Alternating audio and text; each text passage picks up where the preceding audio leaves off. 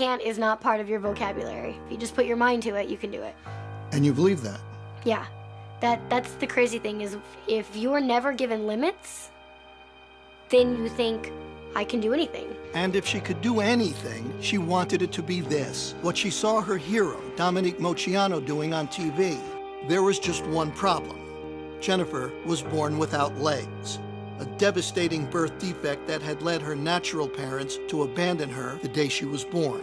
It bothered me to think that there was a little girl that was left at the hospital and she had no legs, so I thought she needed a family that would love her and take care of her. Sharon and her husband Gerald brought her home to the tiny town of Hardinville, Illinois. Population 50, they say, if you count the dogs and cats. They decided to raise her like they raised their 3 healthy sons, with no limitations and just one simple rule. Never say the word Can't. You said, I want to be a tumbler. You didn't have legs. Right. You kind of need those, most people think, to tumble. Well, think again. The girl who wasn't allowed to say can't was on her way to becoming a genuine gymnastics champion. She started at 7 on the trampoline with her dad. And after a few falls, she got the hang of it. In time, she was competing. Soon after that, she was dominating. And by high school, Jennifer Bricker, are you ready for this?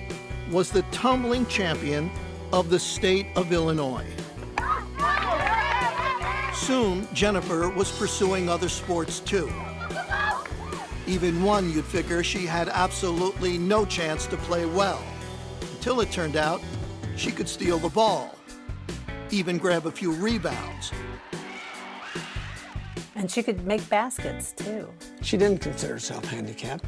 She was talking to some friends one time, and one of them said something about her being handicapped. She said, well, I'm not handicapped. And they said, well, you have to use a wheelchair. She said, just to keep me getting dirty. One day at age 16, out of curiosity, Jennifer asked her mother a question. Hey, is there anything that you, know about my adoption or biological family that you didn't tell me? I said, okay, but you gotta sit down. And she said, Mom, I'm always sitting. And she said, maybe you should sit down. I said, okay, let me sit down. And she said, well, what's the big deal? Just tell me what my last name is. And I said, well, that's the big deal. And she said, what do you mean? I said, your last name would have been Moceanu. I knew what that meant. I knew that Dominique Moceanu was my biological sister.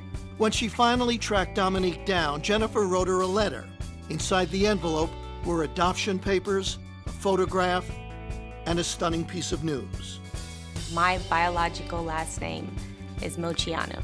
That line, I was just like, I can't believe this is happening. Everything was there. The evidence was there.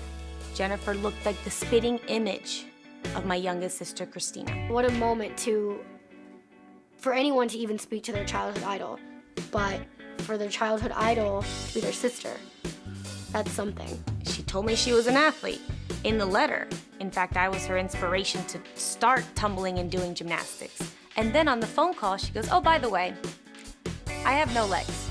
I mean, she's like, wait a minute, didn't you just tell me that you're an acrobat and you did all these sports and I could just hear the wheels turning, you know? And I said, who is this girl? Oh my God, how did she have this attitude to persevere in life and overcome every obstacle? And she's my sister. Jennifer has moved out to Hollywood. Where else if you want to be a star? She drives a specially equipped car and lives a normal, independent life. And she's earning a living. How else? As a gymnast. She's an acrobat who has toured with Britney Spears. And now she's training for a classical performance at New York's Lincoln Center. We got to go to Ohio and got to watch her perform. The audience just went crazy. They stood up and they were whistling and screaming and clapping and all this, and I was blubbering. I was sobbing because it was so beautiful, and it's like, oh my goodness, that's my baby. The baby who was taught early on never to say the word can't.